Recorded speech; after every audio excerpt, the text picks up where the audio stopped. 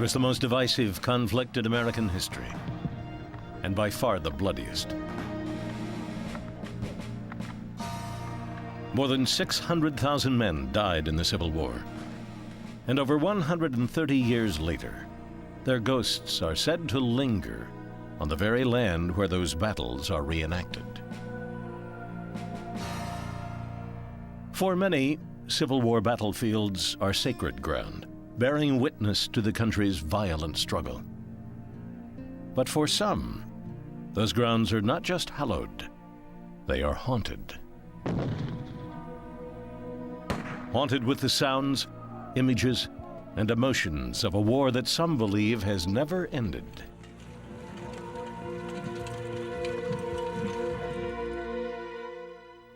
Hello, I'm Bill Curtis. On this program, the strange stories of people haunted by the ghosts of the Civil War. First in Gettysburg, a professional storyteller's tales take on a ghostly life of their own. Then a young woman claims she often sees phantom soldiers in an historic Mississippi home. Finally, at a battlefield in Tennessee, an historian encounters what he believes is the legendary spirit known as Old Green Eyes. These reports of Civil War ghosts raise questions about the abiding power of war and the human spirit that may always remain unexplained. Gettysburg, Pennsylvania, site of the Civil War's most famous and most decisive battle. Battlefields surround the town. Homes are still riddled with bullet holes. And according to many locals, houses that sheltered the soldiers, like the Farnsworth Inn, remain haunted to this day. For an instant, a fraction in time, you see into their eyes, their face, what actually was, and then it disappears. You may not see that face again, but the image stays with you forever. The Gettysburg that Victoria Howe knows today was quite different before the Civil War. Then Gettysburg was just another small town. But on July 1st, 1863, citizens fled their homes and hid in their basements as their lives were transformed by bloodshed.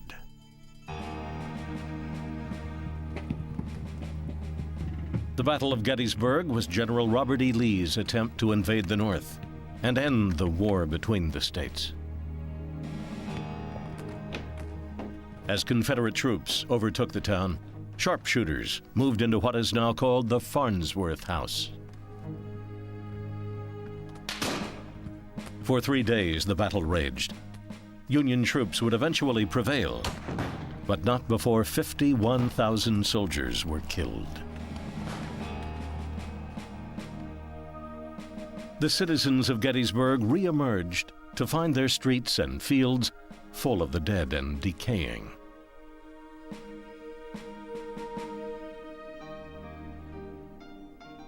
Today, the Farnsworth House is a bed and breakfast and a restaurant featuring nightly ghost theater performances in the cellar. Victoria was hired as a storyteller for the theater in July 1997. As she learned about the history of Gettysburg, she also heard the rumors about the ghosts of the Farnsworth Inn. I had been told of a couple things that have happened, mainly in the upper part of the house, nothing in the basement. And I just waited to see for myself. And he turned his head, and there... For months, Victoria worked without incident. But within 1 week in October, Victoria claims she experienced a series of incredible events that convinced her that the ghosts were real. I sat down on this seat. The first incident occurred late one evening, after the audience had left. I was blowing out the candles in the front of the room when I heard a very deliberate banging on the pipes. I had not heard that sound before. I turned to look, and it stopped. I turned back towards the front. It started again. Again, the same banging, the same rhythm, the same volume. In order to leave the basement, Victoria had to pass by the banging pipe. As she finished closing up, she smelled the sweet aroma of pipe tobacco. Then she says a voice whispered, "Don't be afraid, Elizabeth." This frightened Victoria, as she knew that a young girl named Elizabeth had lived in the house during the Civil War.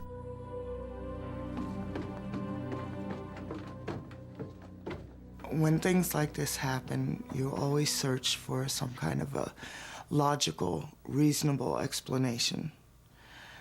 At first, when I heard the banging, I thought, okay, I'm tired. But it continued to be more than just knowing your mind is playing tricks on you or for you to feel that you're tired. 2 days later, Victoria was preparing for her show when she says she smelled something burning in front of the theater door. As she approached the area, she began to gag on the smell of burning flesh. When she opened the door, however, nothing was there. A few minutes later, the smell disappeared. I must stay awake. I must listen for the sounds of their footsteps. Several days later, Victoria believes she eventually found the source of the rancid smell.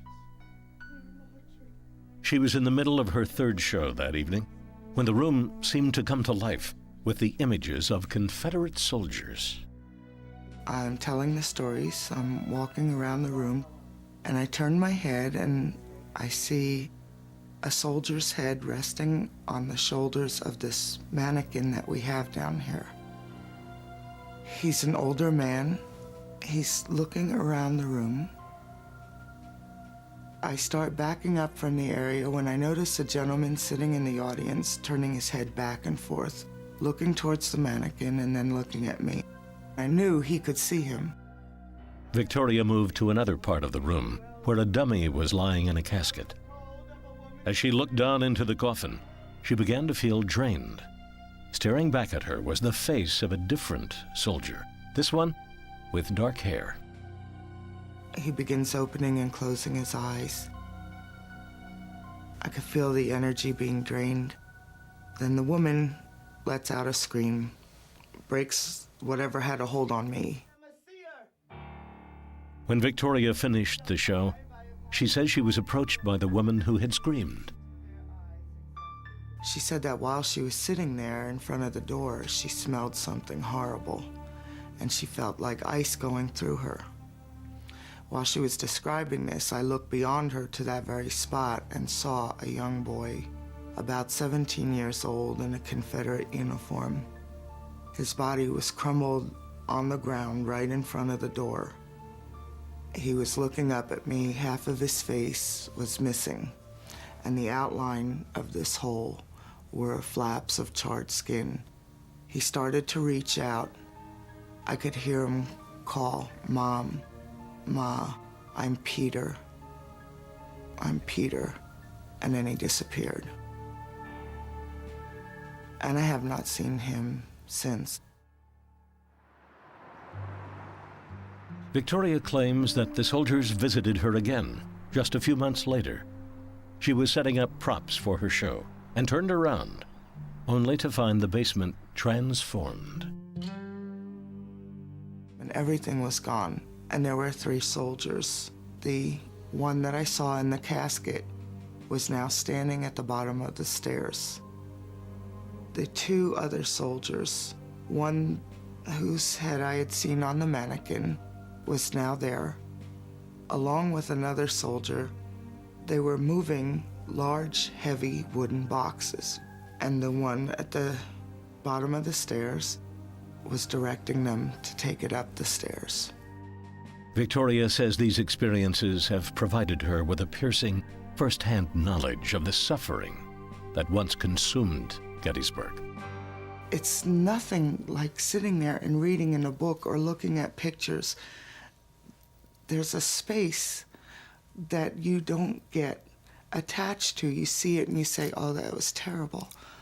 But when you're there and you smell it and you actually are close to it, you're part of it for one instant, that's the part that I think is like, I don't want to say frightening. It takes your breath away. At the Farnsworth House in Gettysburg, Pennsylvania, a storyteller claims she has seen the ghosts of Civil War soldiers. She is not alone with her story. Records show that dozens of guests have reported similar experiences during their stays. People have heard like a juice harp filtering down from the attic into like the lower levels of the house, pacing, on the floorboards above their heads, also coming from the attic. And it sounds like almost like heavy objects like trunks or something being moved across the floorboards.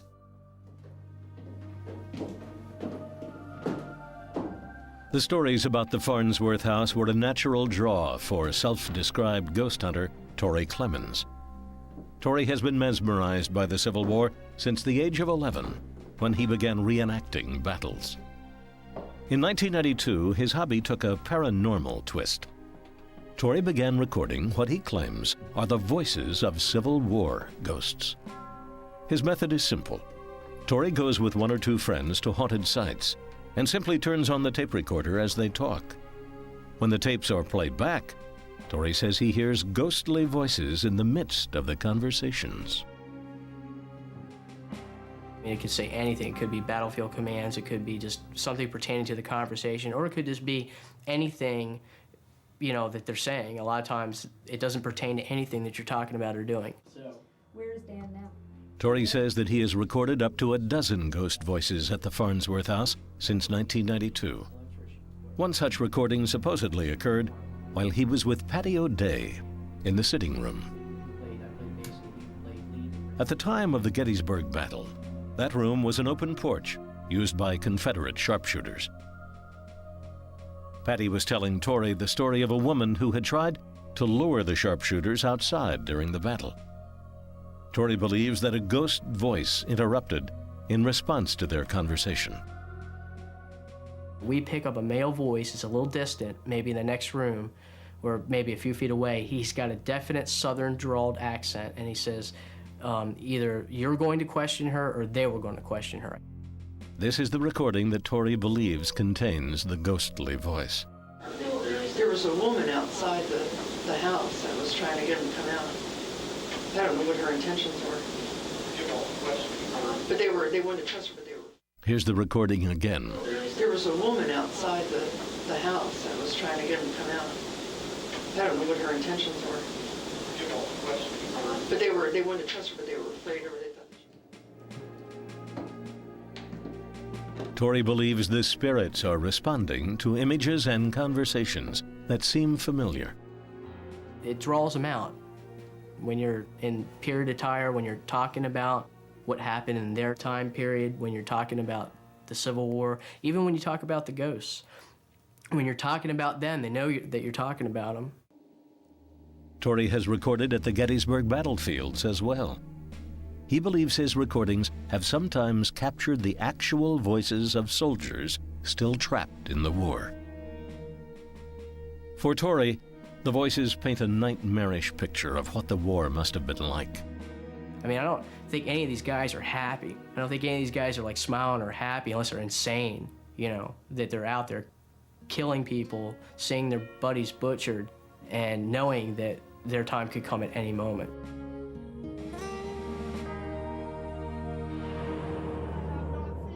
What are these storytellers and reenactors experiencing? Is it possible that a brutal death can be trapped in time? Can voices of the dead be recorded? Many believe such ideas are simply the result of overactive imaginations. Scientists say the recordings are easily discounted, particularly when they're made in an uncontrolled environment. It's very important to know how large a sample this comes from. If you're recording hours and hours and hours of stuff, could this be a random electronic noise that you wouldn't ordinarily notice? People may have spoken words in a group and forgotten that they did so, or they may pick up extraneous noises from outside, or there may be ambient sounds that under certain conditions end up sounding like syllables that we can make into words. And it's also known that tape recorders can pick up radio broadcasts. Joe Nichol, who has investigated the Farnsworth house, argues that many storytellers and reenactors are highly dramatic and emotional. Those qualities make them good actors. However, those same characteristics may make them prone to believe their own fantasies. People do see apparitions and have perceptions of ghosts. We, however, who investigate such things, have a saying that there are no haunted houses, only haunted people. And that means after long and careful study, and I've done this now for more than a quarter of a century, we find that there's a psychological component to ghost reports. People at the Farnsworth house are convinced that the soldiers of the Civil War are still there, reminding us of the horrors of war. Who knows if these guys know that they lost the war? I mean, maybe they know that, and maybe they're thinking, man, I gave my life, I gave all of my tomorrows, and it didn't mean anything.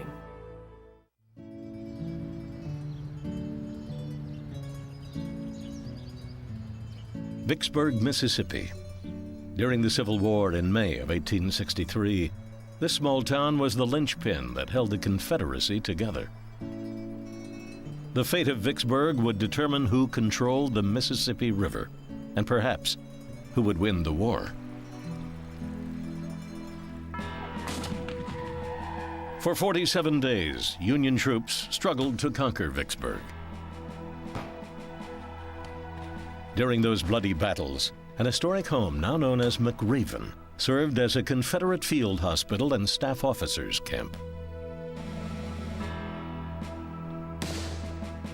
Trenches were dug in the grounds, and wounded soldiers filled the home and front porch. For many, the field hospital was as gruesome as any battle. The typical cure was to amputate. And you were lucky if they could cut it off, you had a chance. And a crack surgeon could perform around 2 amputations in a minute. They had one man cutting and another man sewing. McRaven's grounds were filled with graves by the time the Confederates finally surrendered. The home was all but destroyed. Today, McRaven is fully restored and open to the public, a reminder of those violent times.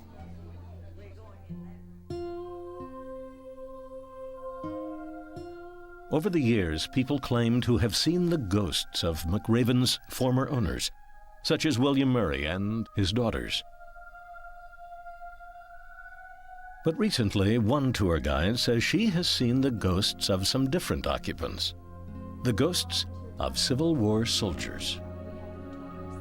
Angel Thomas was just 16 when she began working as a tour guide at McRaven. She had been warned that the home was haunted.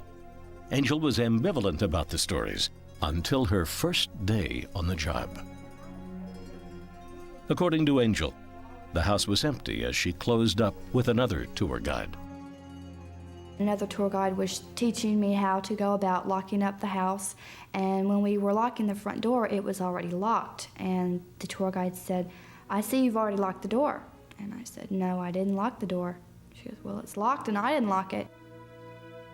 We kind of looked at each other, shrugged our shoulders, and locked up the rest of the house. About 3 weeks later, Angel was guiding a large group through the back of the house. They were standing in a hallway where Civil War artifacts are stored, when suddenly the overhead light turned off. Of course, my first thought was that the light bulb had gone out, and I said that out loud, and as soon as I said it, it came back on. And I said, well, I guess it didn't go out. And it kept going off and on at, I would say, 5-second intervals, and it did that until I left the room. And when I left the room, it stayed on. The electrical wiring is checked frequently to safeguard against fires. So Angel was now certain that the house was haunted. Indeed, many who have visited or worked at McRaven over the years have reported strange experiences. Hearing heavy footsteps on an empty balcony. A dresser shaking violently when all else is still. I really, in the beginning, never wanted to even discuss about this house being haunted because I didn't want to take away from its wonderful historical nature. But it happens so frequently in front of the tourists. We get other people coming back and saying, we heard tourists talking about seeing a ghost here. As Angel continued to work, the history of McRaven seemed to come alive, literally. One day, while closing up the house, Angel was confronted with the vision of a soldier from over 130 years ago. I was stepping off of the porch and I saw a Union soldier in a blue uniform. I could not see through him. He was a solid figure. I really could not see a face though. And I looked at him, and for about 5 seconds I saw him, and I actually saw him move, and he walked to the side, sort of behind a tree, and he was gone. Angel says she first saw the Union soldier near the edge of the yard, but then Angel began to see him more often, gradually moving closer to the house. Eventually, she saw him peering in the front window. Often tourists will come to the window and look into the room before they knock on the door to come in. And when I looked up, I saw someone staying there, and I pretty much figured it was a tourist. But I saw the blue coat and the Union uniform looking into the room. Angel kept thinking about the ghostly image and wondered whether it was looking for something in the house. It wasn't long before she thought she had the answer. I remembered seeing the soldier with something looked like a purse. Apparently it was a cartridge box, something for them to store their things in. It turned out that McRaven's owner had dug up the metal cover from a Union cartridge box just weeks before. Angel and the owner now decided that the Union ghost was searching for his missing piece of equipment. Angel says she has not only seen the ghost of a Union soldier. Once, she believes she saw a melancholy Confederate ghost as well.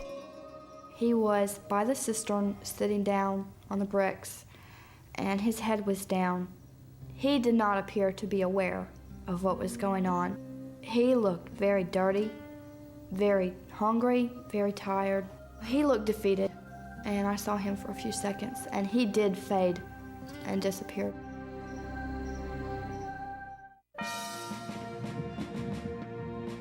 May 1863. For 47 days, Union troops laid siege to Vicksburg, Mississippi, forcing the Confederates to surrender or starve. In the heart of Vicksburg, a house now known as McRaven sheltered the wounded and dying Confederate soldiers. Now, well over a century later, the ghosts of those soldiers are reported to haunt the home.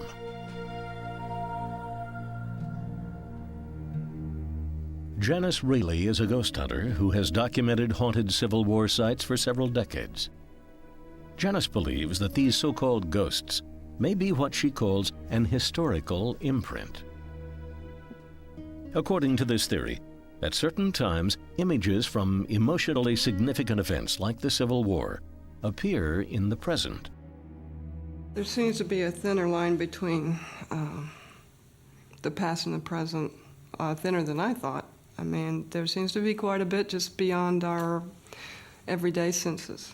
And I think when you get into a historic place, that reality stretches just a bit. And the past and present sometimes merge.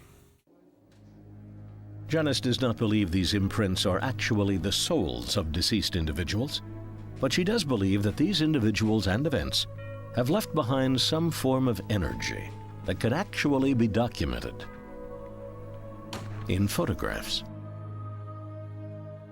People leave behind energy. You can't destroy energy. You know, I mean, hundreds and hundreds of years of living in a place is going to leave behind some kind of energy. And we just try to take photographs of it. Janice has taken photographs at McRaven several times.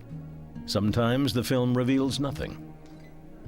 Other times, her pictures seem to capture a variety of unusual phenomena that Janice believes are energy forms, spheres or orbs that look like bubbles, vapors, or mist-like shapes that appear on perfectly clear evenings. Although none of the photographs have been submitted for scientific analysis, Janice believes that the strange forms are somehow connected to McRaven's bloody history. She even says they appear when they hear familiar songs or see activities from their past lives.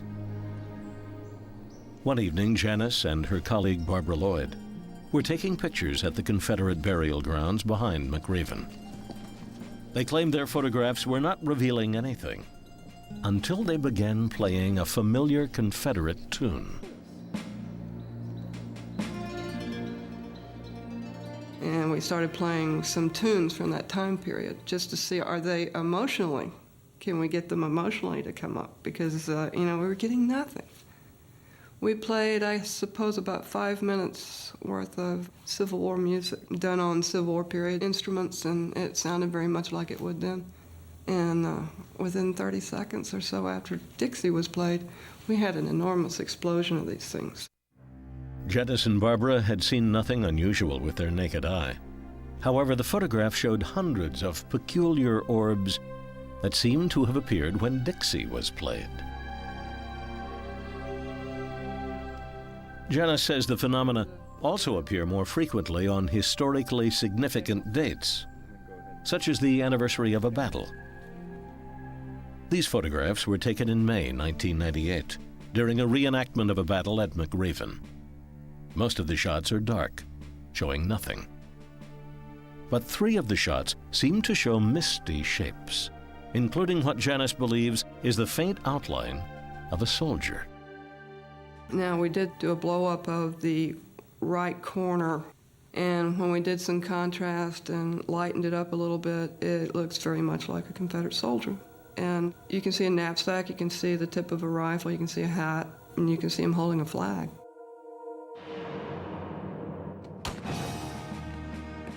What happens to the tremendous amount of energy that is released during an event like war? Can the physical and emotional suffering of soldiers and innocent bystanders somehow linger in a place? Science teaches us that all energy, no matter how strong, eventually dissipates, and that there is no evidence that any kind of energy survives a person's death.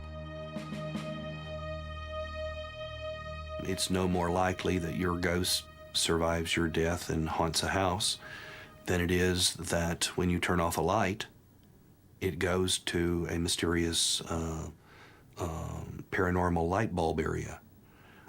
No, the light simply ceases to exist. It stops. It ceases. It doesn't go somewhere else.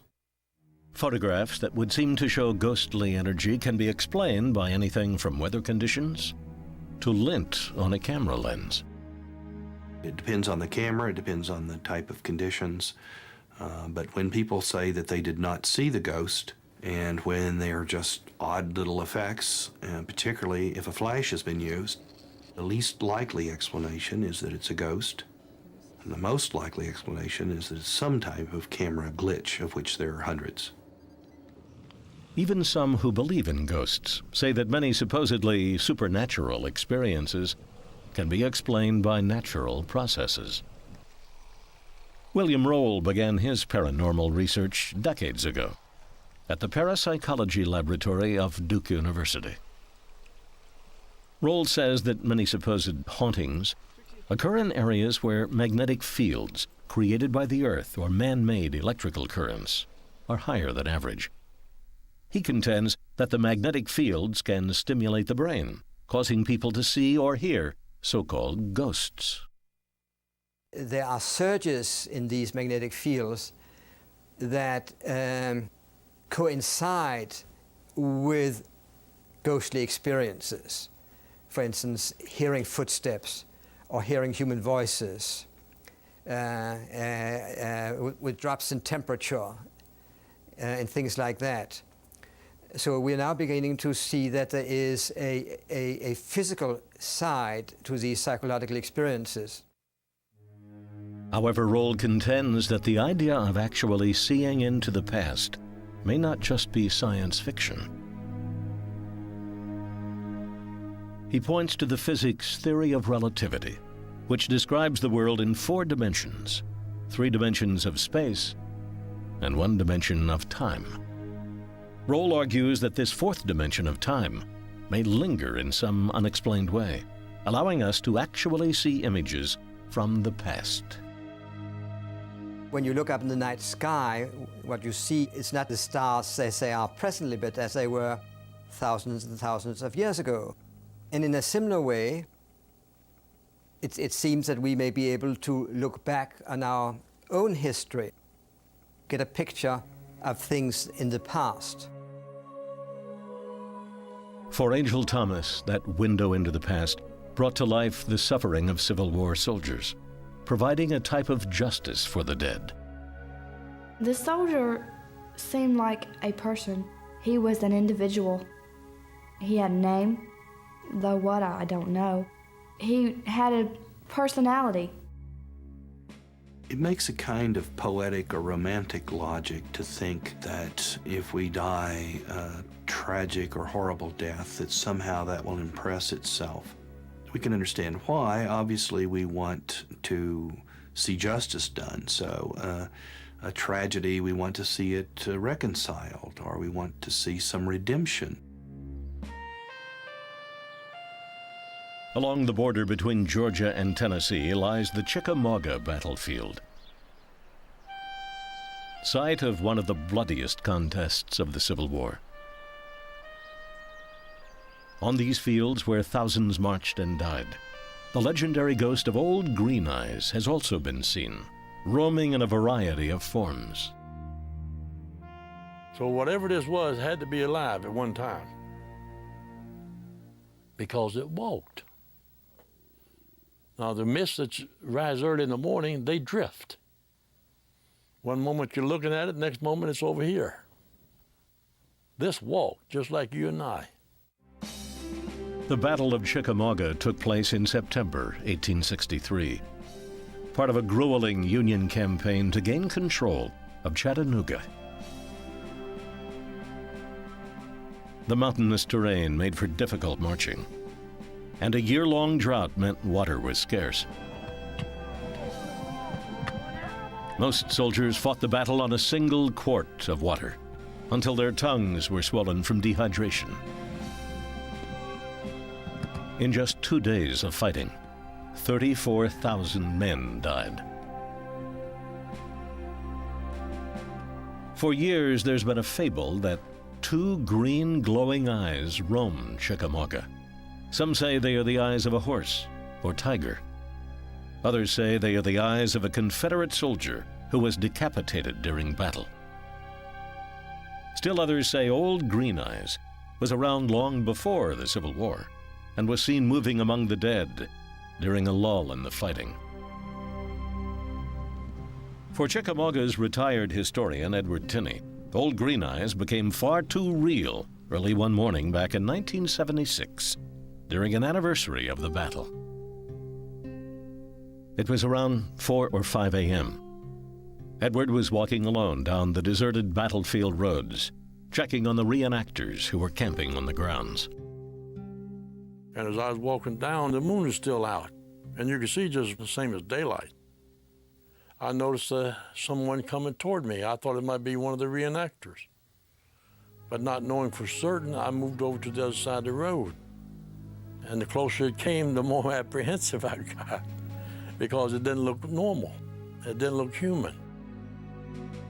Edward could see that the figure was wearing an old-fashioned topcoat and had long, stringy hair. Soon, they were separated by only a few feet. It turned to me, I turned to it. When it turned to me, it began to smile. Now, I'm not going to say it had pointed teeth, but it had a grin on it that said, "Drop dead." Almost as soon as they had passed each other, a car came around the bend. Edward was walking backwards by then, keeping his eyes on the figure.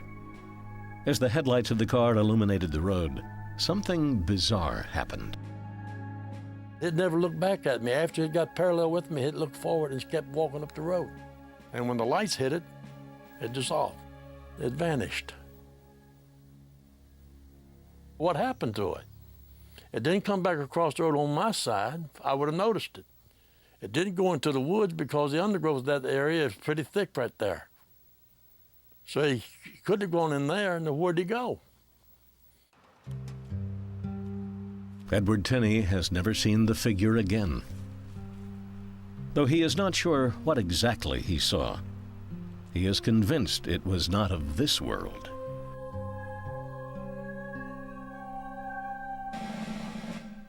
The younger generation of park staff says Old Green Eyes is just a story that inspires teenage pranks. But one administrator admits that odd things do happen on the battlefield. Buck Duggar first visited Chickamauga in the fall of 1978, just 2 years after Edward Tenney's experience. Again, it was near an anniversary of the battle. Buck's ROTC group was running training courses throughout the park. Buck was checking the course early one morning when he heard the sounds of horses, though there were no horses to be seen. You could hear the horses, you could hear the breathing, you could hear them riding by. And what amazed us was, especially me, was it was not an easy ride like someone riding through a tranquil park. It was someone riding hell-bent for leather. Buck assumed that there must be riding stables nearby and gave it no more thought. 20 years later, a new job with the National Park Service brought him back to Chickamauga. He was startled to discover that no such riding stables have ever existed. Buck questioned how he could have heard so many horses. His trepidation grew as he realized that he had heard the sounds in places where horses would have been used in the actual battle. When I was working close to where the trains area would be, the mixture of sounds included wagons and livery and other things, you know, a lot of clanking sounds. We were along the battle line. It sounded like the hoofbeats were a lot faster, a lot harder. Another strange experience increased Buck's uneasiness. It happened while he was helping install a new phone system in his office building, which is located on the battlefield. That evening, he was alone after hours. As I sat there working, the superintendent's telephone speaker came on with a dial tone just blaring in his office. So I got up and went in and turned the phone off. As I turned to come back in my office, out his door into the secretary's office, her phone speaker came on also. So I walked over and through his office and turned hers off too. As Buck turned to leave the secretary's office, the purchasing agent's phone in the next room began buzzing. When he turned that one off, the phone at the neighboring desk lit up. By then, the chain of phones had led Buck in a circle, leading back to his office. For a moment, all was quiet. Then the speakerphone in his office lit up. As he walked in to turn his phone off, he suddenly felt very strange.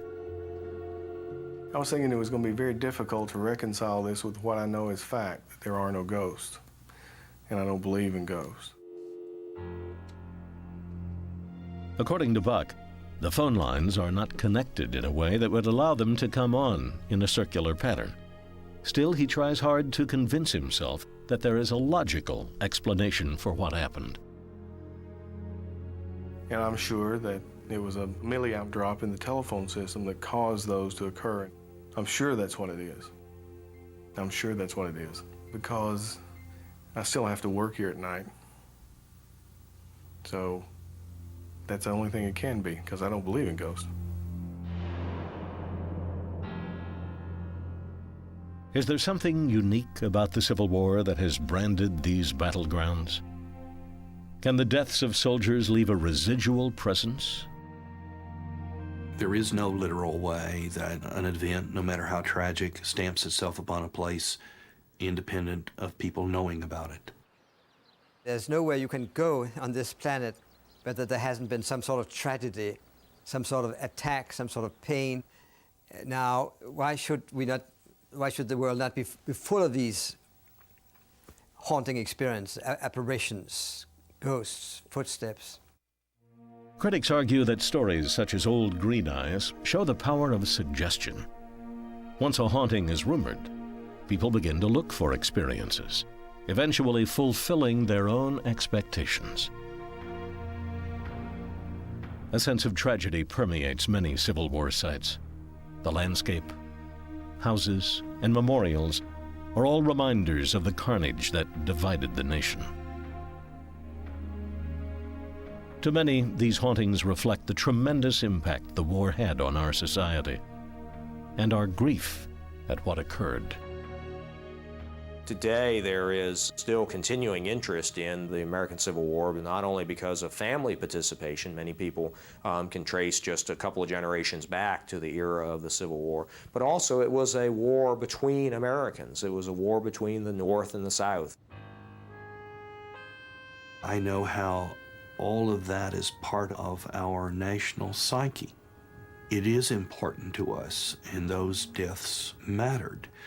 But they are not, no matter how much we wish it were so, they are not proof of any survival of the spirit. They are much more a comment on us, our needs, our emotions, our respect for the dead, than they are in any way evidence that we live on after we die.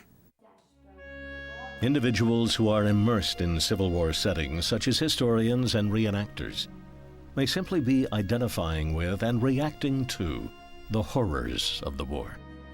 The whole ambience invites this type of experience, especially if you are creative, if you are a fantasy-prone individual. The ambience and the emotion and identifying with this drama in the past invites this type of experience. If you want to have the hair on the back of your neck raised, or if you want to have the sense or feeling of having been there, there are plenty of stories, plenty of soldier accounts that are real. Even for the skeptical, though, the line between past and present is sometimes difficult to distinguish. And for many, it's hard to believe that the soldiers who lost their lives in such a dramatic conflict are fully at peace. The love that a person has for his wife, his children, his family is an extraordinarily strong bond. And to leave this earth in such a traumatic fashion and never get to say goodbye is a very difficult way to end a life.